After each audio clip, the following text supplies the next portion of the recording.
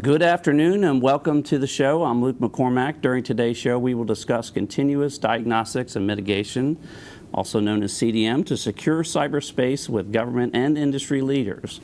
With me on the show today are Kevin Cox, CDM Program Manager, NPPD, Department of Homeland Security; Rod Turk, Acting CIO and CISO, Department of Commerce; Todd Mackert, Deputy Chief of Information Security Officer, Department of Justice; Neil Graves, Chief Cybersecurity Scientist, Department of State; Jeff Bidwell, Area Vice President, SailPoint; Chris Townsend, Vice President, Sales and Operations, Symantec Federal; and Phil Quade, Chief Information Security Officer, Fortinet.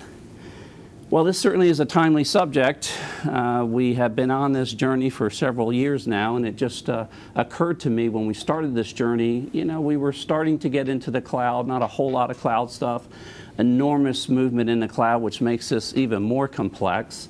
Let's start with you, Kevin, and tell us just give us a top line on what's the progress of CDM these days and where we are with all the departments and agencies. Sure. Good afternoon, Luke. Where we are today is that we're in the process of connecting up the agency dashboards to the federal dashboard.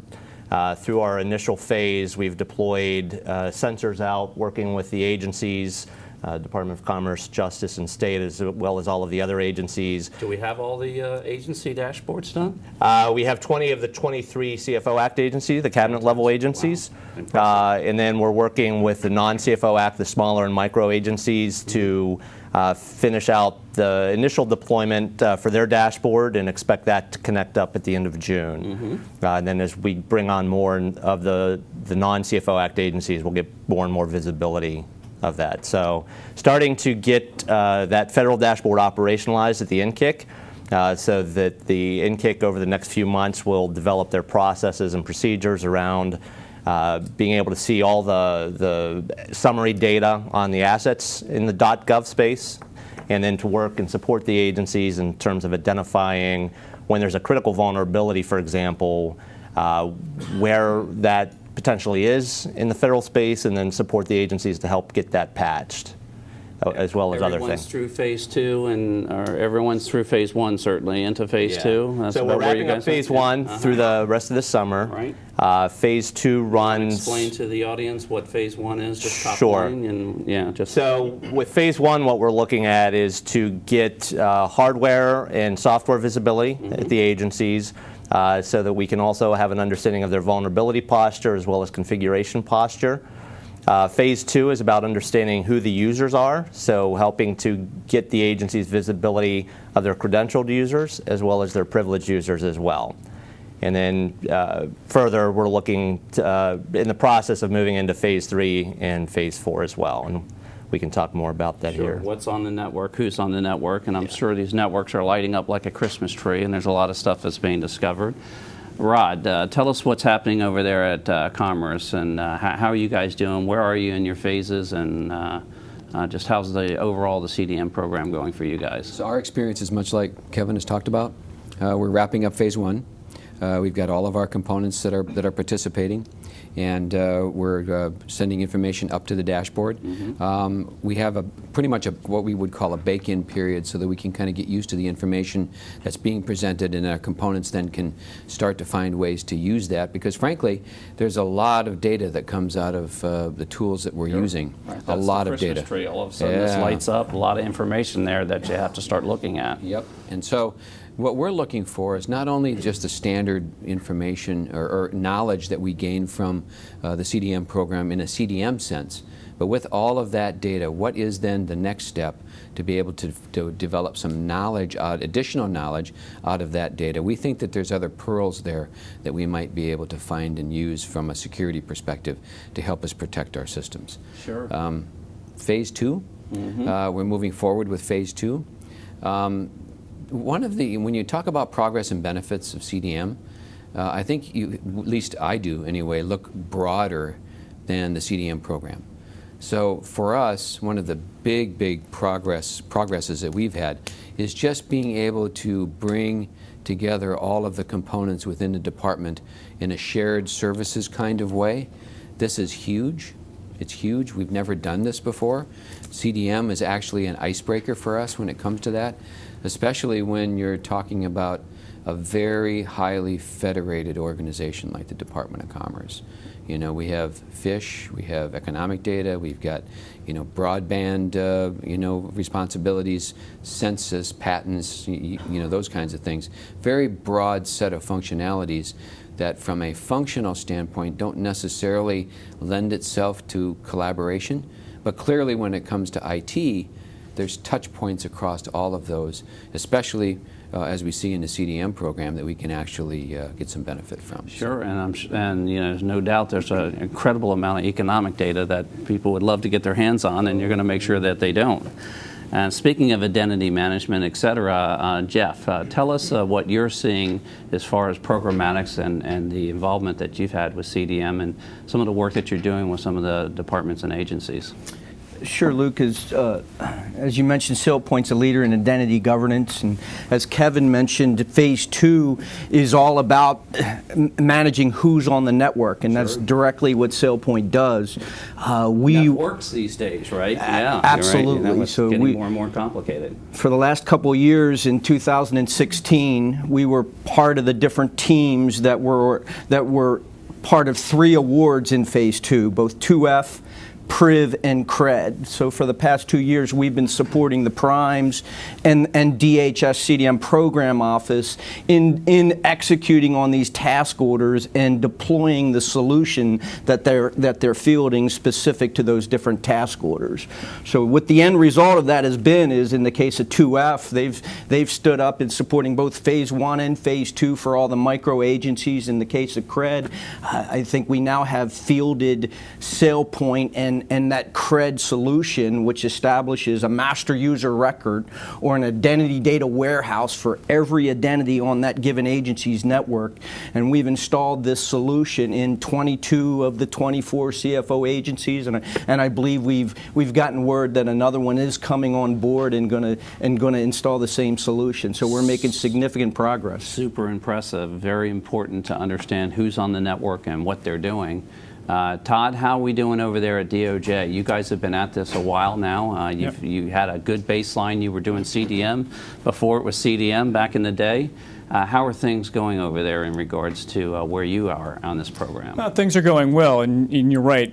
We did start a lot of the capabilities that you see in Phase 1 prior to the launch of the program. Mm-hmm. But really what it did was it helped us accelerate our fielding of those capabilities across all of our components. Now that we have the Phase 1 capabilities across really all of DOJ, and as Rod mentioned, now how do you use all of that data that's coming off of those capabilities? We have a very nice and well-established risk management program and a report that we produce monthly that consumes all of the data from the Phase 1 tools and produces a heat map with a risk scoring for each of the components based off of six metrics. So I think we've got a good understanding of where each component stands in terms of their risk posture, and then collectively, where does DOJ stand with its risk posture, and we're able to accurately manage that throughout, utilizing those tools and have a good assessment of our risk posture each month. Yeah, really doing some triage and focusing on the hot spots, if you will, and zeroing in on that. That's great. It seems like there's definitely a level of maturity there that I'm sure all the departments and agencies are looking forward to getting to.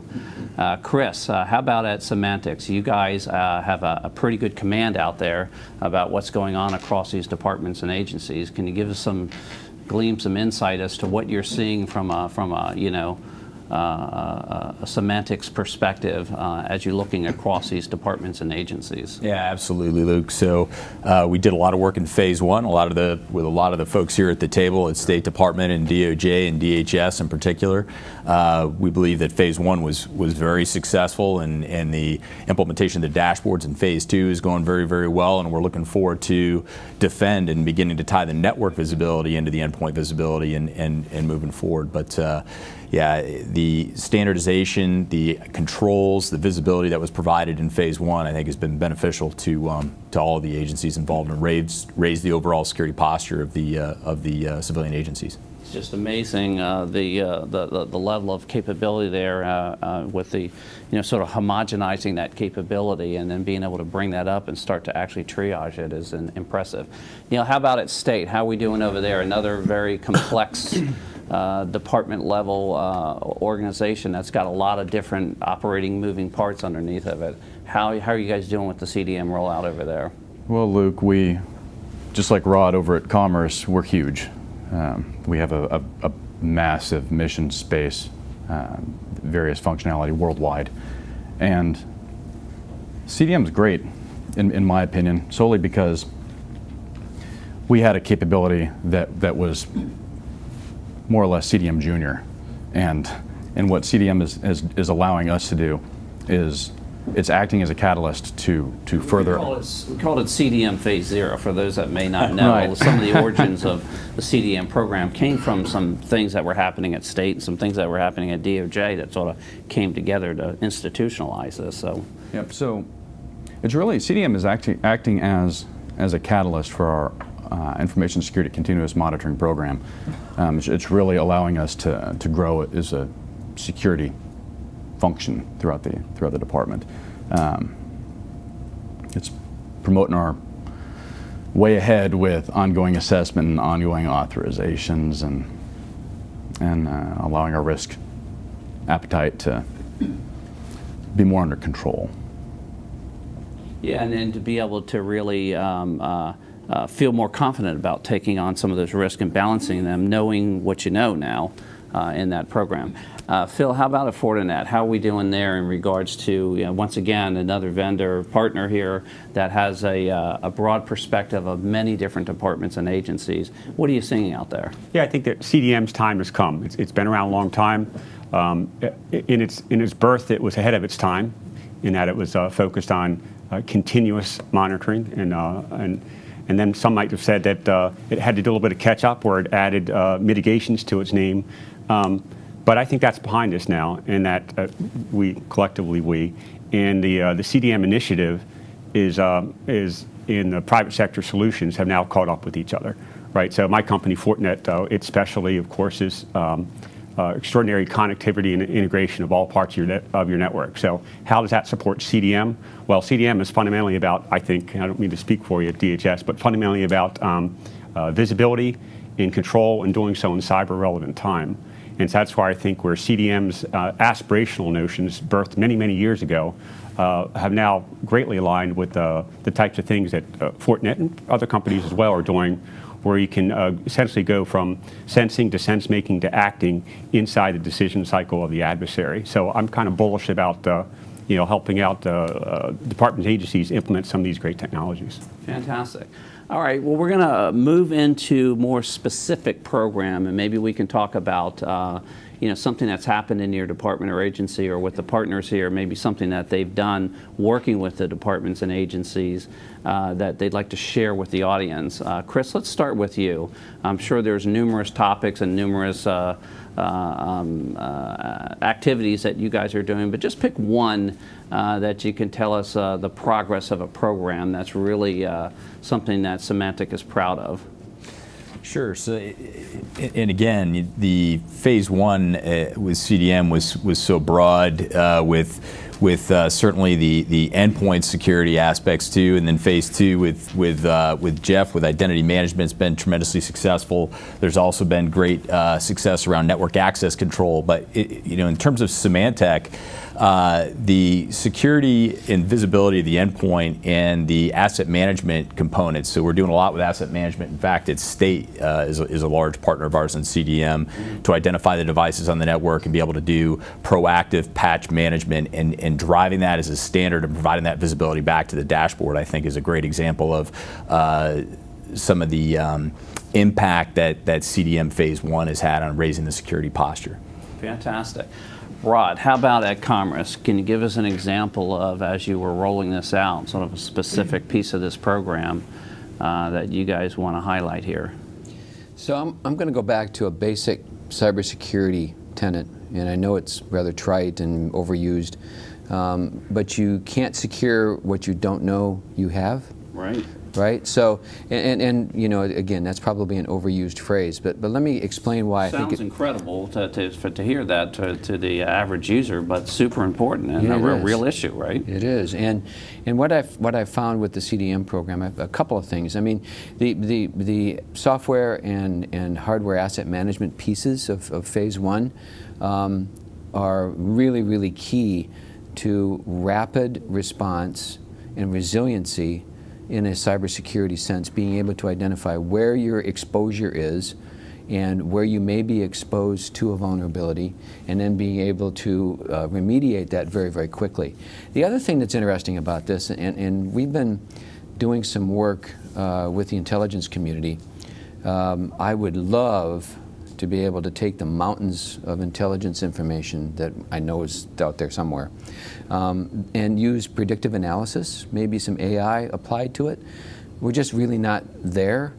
But what you can do, though, is once you have a sense of what's on your network, then when the intelligence community comes to you and says, we're seeing a vulnerability in this area that's specific to this operating system, specific to this device, whatever the case may be, having then that visibility into your assets allows you to very quickly then attack the source of where that vulnerability might be and give you a greater chance of being resilient, catching it quickly, maybe preventing an exfiltration, or at the very least, if something does happen, having the ability then to triage and to very quickly stop, hopefully stop, the exfiltration and the lateral movement. Right. All of a sudden you become very aware and you have a much better command of the situation. Yeah. Phil, how about over at Fortinet? Can you give us an example of a program that you guys have been working with, maybe with one of the departments and agencies that you want to point out? Sure. I won't speak on behalf of some of our customers, but there's some customers here at the table and elsewhere. One of the things that they're benefiting greatly, and Rod, to complement what you just said, Fortinet's invested heavily in machine learning and deep learning, where we're providing information and threat feeds to folks where we make sense of reams and reams of information. Fortinet is the largest seller by volume of appliances worldwide. So that postures us very well to get tremendous insight into the threats and types of traffic that networks are seeing worldwide. We take that data, run it through deep learning engines, and then push that back over real time to our customers over our security fabric. So that allows you to do what you're talking about. We all have more data than we can practically put to use. So it's really going to take some intelligent applications to make sense of that data and push it out to the edge where it can be acted on in a cyber relevant time. So I think that's one of the things that our customers are especially interested in taking advantage of from Fortinet. Yeah, I think the fact that you have this data being collected now and is available, to being able to run some smarts on top of it, right, and get much more intelligent and be able to focus on these things rather than just sort of the needle in the needle of the stack is real important to be able to do that. Well, we're going to run out of time on this first segment, but we certainly want to hear from the other folks regarding the various programs. But we're going to take a short break. You've been listening to the Federal Executive Forum on Federal News Radio, 1500 AM and federalnewsradio.com. Welcome back to the Federal Executive Forum on Federal News Radio, 1500 AM and federalnewsradio.com. With me on today's show are Kevin Cox, CDM Program Manager, NPPD, Department of Homeland Security, Rod Turk, Acting CIO and CISO, Department of Commerce, Todd Mackert, Deputy Chief Information Security Officer, Department of Justice, Neil Graves, Chief Cybersecurity Scientist, Department of State, Jeff Bidwell, Area Vice President, SailPoint, Chris Townsend, Vice President, Sales and Operations, Symantec Federal, and Phil Quade, Chief Information Security Officer, Fortinet. We were talking about specific programs when we went to break, and wanted to ask you, Kevin, I'm sure you could pick a whole bunch of them, but if we could ask you just pick one program that you think might be of interest to the listening audience.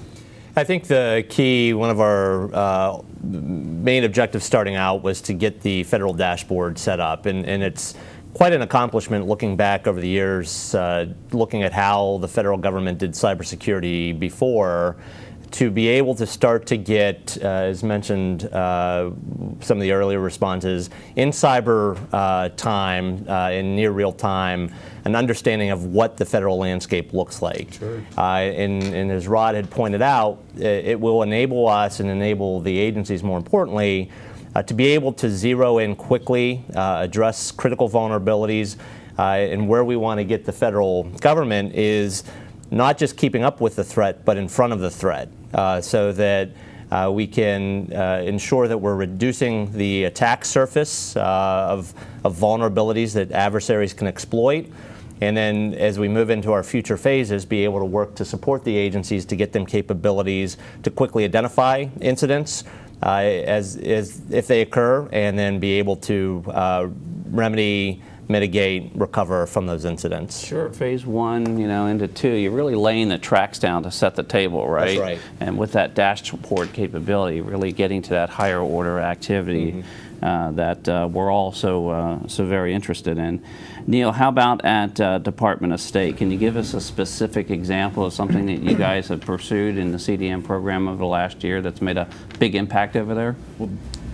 Well, look, the biggest impact isn't necessarily a single program, but rather the entire program. Sure. And I say that because at the department, from leadership down to the individual system maintainers and administrators, everybody's getting a better idea of what the enterprise really is. It's not so much a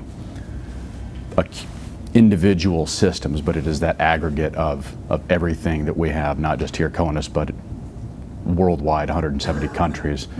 People are having a better idea of what it is that we have and how we can better secure it. Right, and I think just the complexity involved in a multi-operational agency is enough. Then to put the international piece on top of that is just incredible. The dynamics around that. So we're trying to make it easier for our diplomats overseas to do their jobs. Of course. Phil, how about at Fortinet? Jeff, how about at SailPoint? Tell us what you guys are doing there in regards to a specific program, in regards to some progress that you've made over the last year. Sure. Look, I can give you feedback that we've heard from our customers and some of the value that they've seen with regards to deployment of phase 2, right? So as SailPoint has initially been installed and that identity data warehouse is built, or that master user record is built, we've enabled a number of different customers now at a few keystrokes to run reports and identify all the users on the network, which is not trivial, but then they can take it even further, right? Identify all the users that have access to these high valued assets. This has been a challenge in the government as well as commercial industry, and one of the things we've heard from our customers is they've identified users that they didn't know had those privileges, that shouldn't have those types of privileges.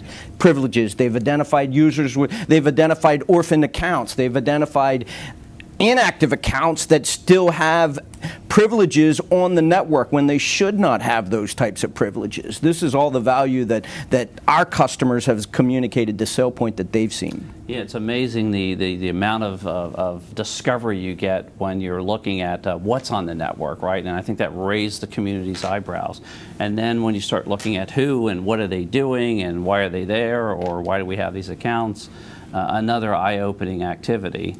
So let's move into lessons learned, right? As we look through this and we're working through this program, I want to ask each of you about some lessons that you've learned that you'd like to share with the audience. Let's start with you, Chris, at Symantec. What are some of the lessons that you're seeing out there, that the agencies that you're seeing sort of over and over, that you'd like to impart some wisdom on the community? Yeah, absolutely, Luke. Thank you. So if you look outside of the federal government, we're seeing this trend more toward an integrated platform approach to security, where you get visibility in the endpoint, the network, the cloud, and you bring all that data together, where you can start to apply machine learning and AI and really drive some true automation to be proactive in terms of your response to security. I think CDM is laying the foundation for that, and you're seeing that the visibility, the broad visibility and control that you have across the endpoints in CDM phase 1 and the visibility in identity management management in phase 2, then you start to build in the network and the cloud component, you're going to get a very broad end-to-end picture of security and really be able to start to apply some analytics, apply some machine learning, and apply some automation to become proactive in terms of the security approach in federal. And like I said, that's a broad trend that we're seeing outside of Fed, and I think that CDM is going to lay the foundation for doing that within the federal government. Yeah, I think CDM is one of these things that, I don't know if it was leading the commercial environment or the commercial environment was leading here, but Bill, you talked about this, these things are starting to come together, right, as sort of one type of activity that you're seeing in both sectors. Can you give us an example, some lessons learned that you're seeing out there, discovering? I always like to share that with the audience, that things that they should be thinking about as they're, doubling down on these various activities, including the other phases. Yeah, I think the other panelists are doing a good job of describing the environment. It's 10 years ago, the dominant security strategy was to create a virtual and physical boundary around your networks and then actively defend at that boundary. And to its credit, DHS said, yep, that's an important thing to do, but let's also create this ecosystem of security beyond just the boundary. And to me, that's sort of the birthplace of CDM many years ago. And as I mentioned before, that's exactly where the private sector has sprinted in parallel to the CDM initiative, right? So the dominant strategy in the private sector is to do agile segmentation, right? Rather than trying to create a boundary around your network where that boundary no longer exists because of wireless network, wireless mobility and cloud, you have to do agile segmentation at the place where the data is. Well, that's the number one security strategy, but that also means there's a cost, and that cost is making sure you have visibility of where all your assets are. So Fortinet, what we're doing is we're making sure we have great visibility. As you said earlier, Rod, you can't defend what you can't see, right? So it starts with great visibility, but then you have to do something about it once you have that visibility where your assets are and you're actively defending it no matter where those micro or macro segments are. So private sector is ready to serve the department's agencies in that sense now.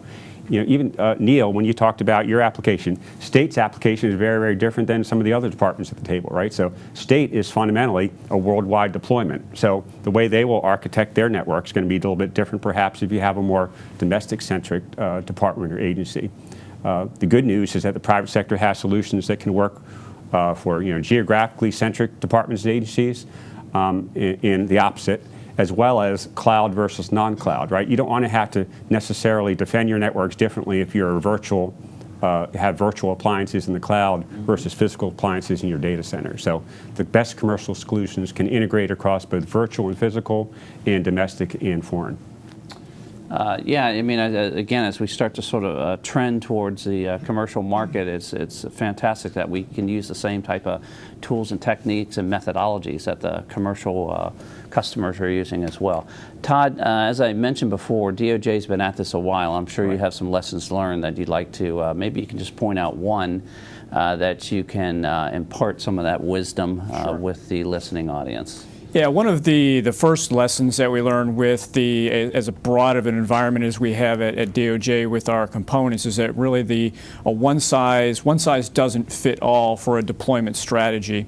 We had to work very closely with each one of our components to take what was the integrators, let's say their templated deployment plan and schedule, and tailor that to their priorities, their timelines, the resources that they had available, and then maintain very robust communications between the component, the DOJ headquarters, the integrator, DHS, to make sure that we had all of the resources properly aligned to do that, complete that deployment on time and get that capability deployed. One of the other things that we learned with that was ensuring that we delivered capabilities, not just individual systems. We had one particular instance where we delivered two particular systems that needed to integrate with one another, but there wasn't a native API or connector between those two systems. So we had to kind of pause for 4 months, go back and work with the vendors to develop those connection points or those APIs between the two systems. So now we had a tighter integration between the two and delivered more of a full capability rather than just deploying individual systems to them. Interesting. You really can't peanut butter spread this, and I know that you all learned that in phase 1 in particular, and even the way you're modifying the way you're procuring this, and maybe you can talk about that a little, Kevin, when you get a second. But let's go over to Jeff and ask Jeff in regards to some words of wisdom and lessons learned there that SailPoint has been able to glean that they'd like to share with the community. Sure, just carrying on to what Todd from Justice said, I mean, I'm in agreement. When we just look at this table of DHS, Commerce, State Department, Justice, these are large organizations. You got the powerhouses here. Right? These are large, complex organizations, and I think in some ways the government's taken steps. When you look at the period of performance, for example, of Phase 2, I mean, that's a 2-year period of performance to do a lot of work in a very short period of time.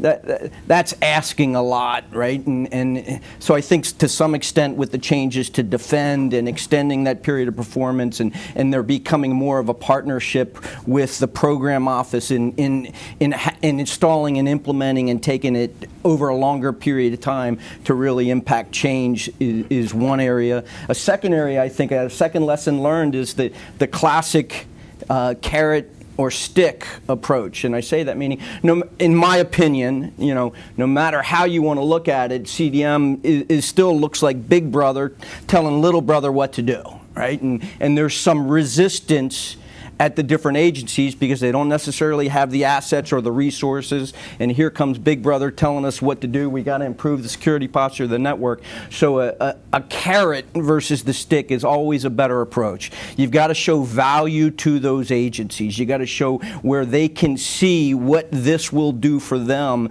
both personally and as an organization. Sure.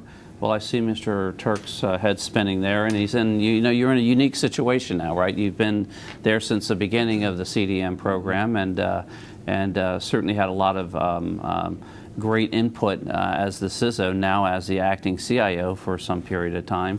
Give us some lessons learned about what you're discovering there that you'd like to share with some of the other departments and agencies. You can see my head spin? Yes, well, I can see the the gears. mind spinning, the gears spinning, yeah. Wow. I didn't think it was that obvious. Anyway, so my experience is very similar, similar to Todd's experience, and it kind of boils down to governance and, believe it or not, requirements, because you would think from a CDM program that's well-heeled, very descriptive, licenses provided, you think that this would be just something where you'd just drop it in and make it work and everything would be fine. And that just wasn't the case for us. Sure. And so it's almost like at the end of the day, some of our components kind of looked around and said, wow, this is really going to happen. I need to make sure that I bring this up, or I bring that up, or we need to do this and do that. So there was a lot of late day kinds of changes that we had to deal with, and we're still working through some of them. So the lessons learned then is right up front, trying to pull back and tease out those kinds of requirements early, the old program management adage, up front and early, and then get those things identified so then you can more nimbly deal with them throughout the rest of the process, rather than having a hair on fire approach at the end, trying to make a solution so that everybody can get on board. No doubt that posturing will help when you're starting to roll out Phase 3 and Phase 4. Absolutely. So that's fantastic. Neil, how about at the State Department? What kind of lessons learned have you guys discovered there that you'd like to share with the community? Well, I won't have to spend much time on the getting out in front of governance. Thanks, Rod. That was well put. One of the big lessons learned that we have isn't necessarily restricted to the Department of State or any one particular aspect of CDM, but rather from the federal acquisition and management of massive programs of record, where you have multiple integrators supporting various different agencies and departments. And it's information sharing. So when I have integrator A, whereas agency number 2 has integrator B, and we may or may not have the same solutions in place. If we do have those same solutions in place, and they're trying to integrate with CDM, it would be nice if the other agency, if they were successful, to be able to inform our integrator on how to do it, so we don't sit there spinning our gears and wheels and I can't say waste time, but waste time. Right. So that lesson learned it's been realized. It actually has, and I applaud Kevin and company over at DHS, and having the other groups, so Group B specifically, with one of the Phase 1 one of the Phase 1 solutions that we're using, an agency in Group B was able to, out of band, provide the CDM Program Management Office instruction on how our integrator should integrate. Right, so learning those lessons, discovering, sharing that with the rest of the community, it's one of the major roles that Kevin, I would imagine you play. So give us your perspective of some lessons learned that you'd like to share with the community in regards to sort of where the program is today, and impart any type of wisdom you'd like on the audience. Sure, I'm going to echo a lot of what the panel has said. The importance of flexibility in our contracts. So as we move into our new acquisition strategy, CDM Defend, we're looking to build in longer runways. We're looking to be able to support agencies in different technology areas, and do it in ways that are really customized agency by agency. From the point that Neil brought up, the importance of information sharing, being able to learn lessons from one task order and share it with other task orders. Really, we don't want to be Big Brother. So the other lesson learned is the importance of partnerships. We, DHS, don't have all the answers in this space, and really getting the information from the agencies, understanding what they're seeing down on the ground, that helps inform the program and make it better. So the real importance of those partnerships is extremely critical.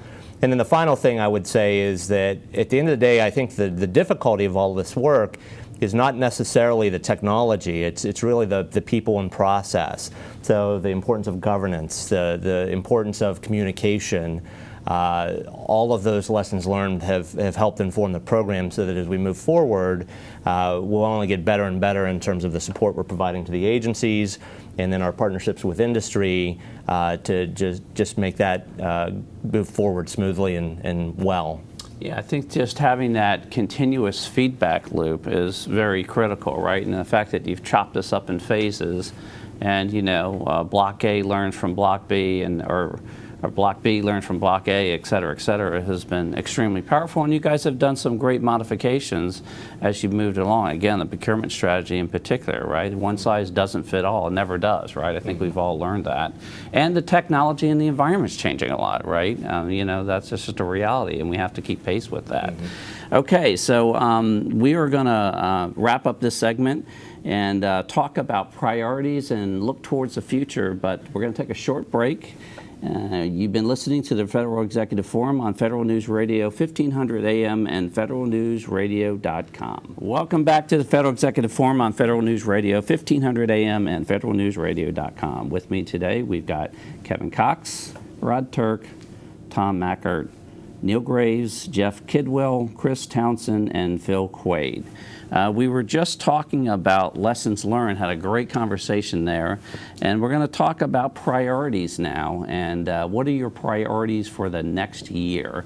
Todd, let's start with you. What's sort of number one in this space, priority-wise, for DOJ?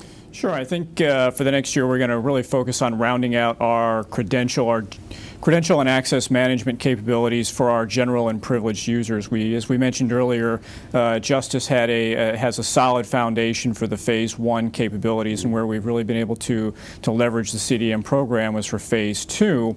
And through the general and privileged access management systems, we've been able to build out a master user record and add a few additional attributes to that record to create an enterprise digital ID.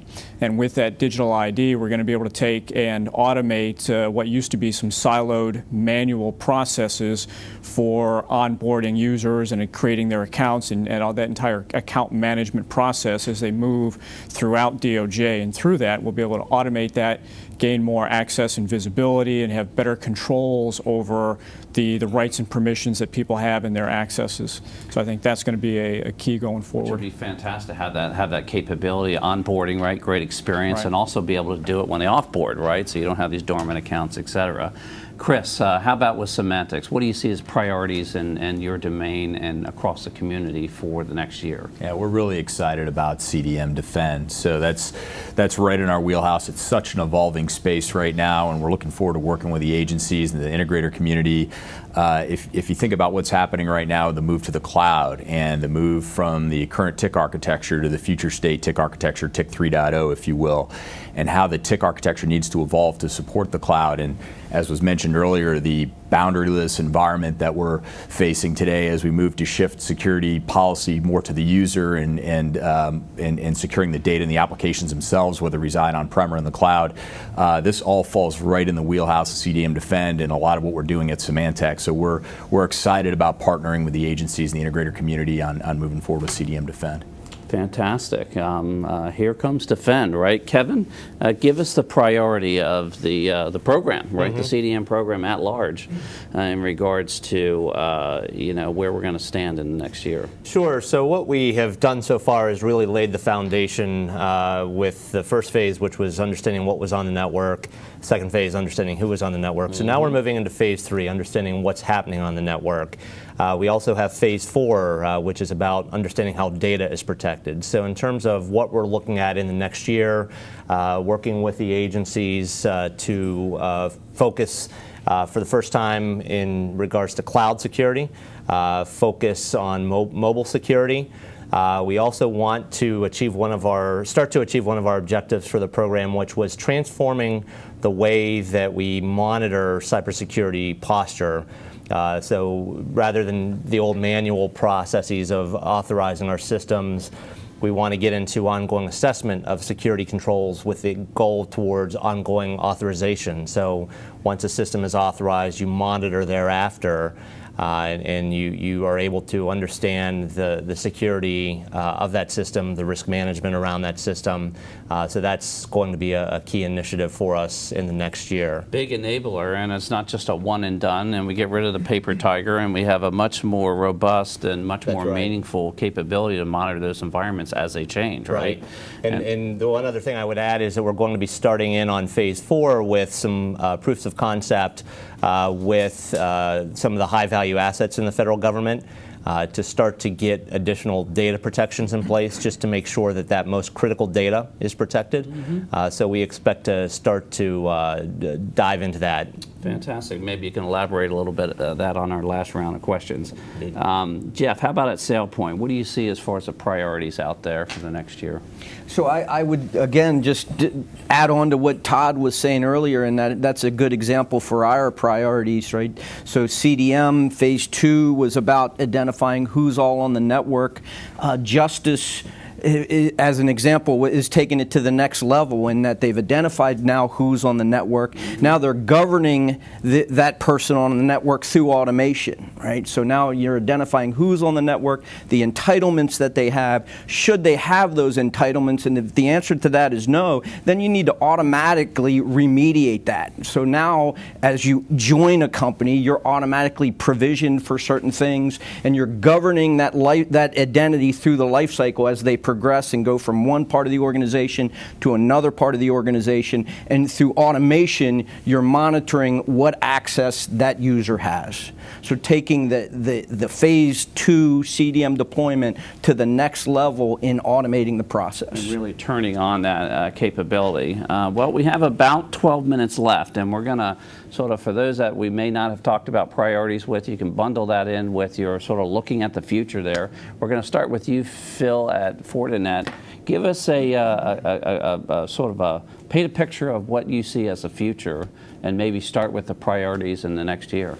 You bet. Thanks, Luke. The future to me looks like something I call intent-based security, where the operator of the system can convey a security policy and the machines serve man rather than man serving machines, right? So the machines can convert that security policy, automatically propagate it over some type of security fabric, and push it out from the edge to the midpoint all the way out to the cloud and implement the intent of that security operator. So that's what the future looks like. In the meantime, the solution space to the private sector looks like, to me, looks like solutions that solve the problems of integration and complexity. So from an integration perspective, it's not practical for the private sector to ask the government departments, agencies to rip out what they already have and replace it with some brand new platform. It doesn't work that way. You need some type of approach that allows you to implement a core security architecture and bring in through integration over a fabric to allow you to integrate the important point solutions that you might need to complement your system. So integration. And the second one is complexity management. That is, you can't solve the effectiveness problem by increasing complexity, because that means human beings will start making mistakes. So we have to make sure that we are providing broad, integrated, and automated solutions that, of course, are more effective, so you can defend at the time and place of your choosing, not the adversary's choosing, while not increasing the complexity, overall complexity that we're providing to our customers. There's some good groundwork out there. Neil, tell us, paint us a picture of what does the future look like at State in regards to CDM? Well, at State, with regards to CDM, over the next year, we want to roll out Phase 1 and Phase 2 completely across the board. I mean, we're in 170 countries, and we haven't had the resources nor the time to, in some cases, literally fly out and deliver an appliance to each post. So that's just regarding the CDM, but with respect to a vision of the cybersecurity future, it's not just for the Department of State. With my background in offensive cyber operations, you get into the idea of where are we as defenders versus where are they as the attackers. Until there's a fundamental paradigm change in computing and cybersecurity across the board, we won't. I hope that I'm wrong, but I don't believe that we will get ahead of our adversaries.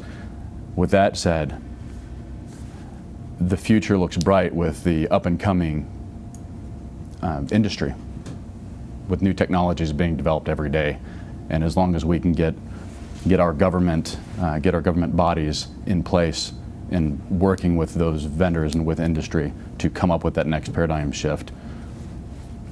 Big piece of it's about the technology. A larger piece of it is about the community coming together and implementing it. Chris, what do you see as far as what the future holds in regards to Symantec and the community at large? Yeah, to build on what Neil just said, and he hit the nail on the head, we need to facilitate better communication between industry and government, and federal government and state and local government as well. So we all need to work together and communicate better and to share more information to really get ahead of the threat. We also need to shift from this reactive approach we've taken in the past, at a necessity, but as our IT environments have evolved, we've reactively deployed technologies, often in a silo, that have created this very complex environment in security, which is unsustainable from an operational standpoint, from a cost standpoint. We need to take a step back and drive to a paradigm shift that allows us to be more proactive in terms of our approach to security, and that's breaking down these tool silos, taking more of a platform approach, driving to a common standard, allowing the systems to communicate with one another, to be able to apply automation across those so our systems can take the human element out of security enforcement, especially as our security environment becomes more complex. We move to the cloud and mobile. The risk environment is becoming more complex, not less, and we need to take some of the complexity out of the operations of security. So that's really about this platform approach and taking a security fabric approach. Sure, really a framework that things can snap into. Todd, what does it look like when you've rolled out Phase 3 and Phase 4, and you're sitting there collecting all this information? Paint a picture for us. Well, actually, I'm going to pivot a little bit on some of the things that Chris said there. The future for DOJ really involves moving to the cloud and our mobile environment. We're doing a lot of data center consolidation, moving a lot of our information and systems and capabilities to the cloud. So now how can we leverage the CDM capabilities and other capabilities to secure that unique environment? How does it differ from our on-prem environment? Likewise, with our user base in DOJ, we have attorneys and agents deploying around the world continuously, and we've got to provide them with, with access to their resources regardless of where they're at. They demand, that mobile connectivity, and in many cases, they're traveling to high-risk locations. So we're going to continue to look ahead at how do we leverage, CDM and then other capabilities to secure that their mobile platforms and give them access to resources when they're deployed. Sort of working in a virtual space, and they're their computing is operating in a virtual space. So the world's certainly changing. Jeff, how about at SailPoint? What does the future look like in regards to where you guys sit? So I'm not sure I'm qualified to judge the future, but I can tell you what I hear my customers saying, and where our most mature users of identity governance solutions and what they're doing, right? The first thing is emphasizing the first word of the program, and that's continuous, right? This doesn't stop. You've got to continue to do this, and you're continuing to our most mature organizations are governing that identity through automation. And as a use case or as an example, this is not an IT problem, this is a business problem. So that new contractor comes on board, from that point in time, he's entitled with the things he get, and when at the end of his period of performance, he's automatically deprovisioned. So automating that process. Sure. Rod, how about at Commerce? What when you sort of look over the horizon, what are you seeing there? So from a shorter term view, we're looking to mature phase one. We don't want to leave that and say it's one and done. We want to mature it, use the data that's there. From an ICAM perspective, phase two, we're actually using CDM as a leverage to do a broader and grander ICAM solution for the department, harmonizing the technologies that are being developed at our individual components, bring them potentially to unity. Sounds similar to what Department of Justice is doing. And then in the long term, we really want to be more proactive. We want to shorten the response time. We want to have a greater awareness of vulnerabilities and issues in our environment. We're also doing a tick pilot with DHS and with OMB. Got a lot of other things that kind of wrap into that. But the bottom line here for CDM is to use CDM as a launch point, and then go from the CDM program and then pull in other pieces of the environment so that we can make a bigger package out of CDM and then broaden the exposure. Sure, and sort of managing that complex environment. I know the DHS has 22, different entities. And how many in Commerce? 12. And in DOJ? 20 plus. Right, and state? Yeah, those are very complex environments, and not only are they different missions and operations, but they're also moving in different directions in regards to cloud and mobile, et cetera. All right, we're going to ask Kevin to wrap it up here in regards to paint the picture for what the future looks like for the CDM program. So what do you see in that community when you're fully realized? Is there a phase 5? Let's share with your listening audience. We've got a few minutes here, so Okay. Yeah. Sure. So what we want to do is really provide the agencies a holistic view of their environment. The key is to get an understanding of wherever there is government data. We know about it. There are proper protections in place. We understand who's accessing that data, and we can identify if that data is ever accessed in a malicious way or even accidental way. So we want to have, for the agencies, a holistic view of all of their data. And so if that data is in an on-prem data center, if it's out in a cloud service provider, if it's on a mobile device in a foreign country, that we know that data is there and it's protected. With that, we want to ensure that the prior phases 1 and 2, as mentioned, that we work with the agencies to really make sure those are both fully deployed and completed. Any target timeline for that? Put a stake in the ground and say so essentially, as we wind down fiscal year 18, the task order for phase 1 is completed. The privilege management task order is completed, and then in early 19, the credential management task order is completed. What we want to do is anything that was out of scope originally, that we support the agencies in getting the phase 1 and 2 capabilities in place. There are a few remote offices, et cetera, where we still need to get capabilities. But ideally, by the end of 19, phases 1 and 2 are completed down to the very last endpoint, very last user. We have that awareness. With the perimeter starting to dissolve, we want to make sure that we have capabilities, again, wherever the data is, to protect that data. So we can't rely on a security stack at the perimeter to protect us going forward. So we really have to get out to where the data is and make sure that the proper protections are in place. So that introduces a lot of complexity. But I think today the technologies are there to help us get there and help the agencies get there. In terms of, so phase 3 is about understanding what's happening on the network, so cloud security, mobile security, boundary protection. Phase 4 is about how's the data protected. So we want to finish out getting protections in place for all the high value assets in the federal government. That most critical data, the keys to the kingdom, the crown jewels, we want to make sure that we're supporting the agencies to get that protected. And then what we're looking to do is really move from the phases model to a capabilities model. So as new technologies come out, new threats develop, that we can identify what capabilities are available to address those threats, utilizing that new technology, and keep moving forward with the program. Fantastic. Well, this has certainly been interesting and informative, and I appreciate all the great work that everyone's doing. I'd like to thank today's guests for taking the time from your busy schedules to join us for this program. I'd like to thank our sponsors, for without we don't have a show.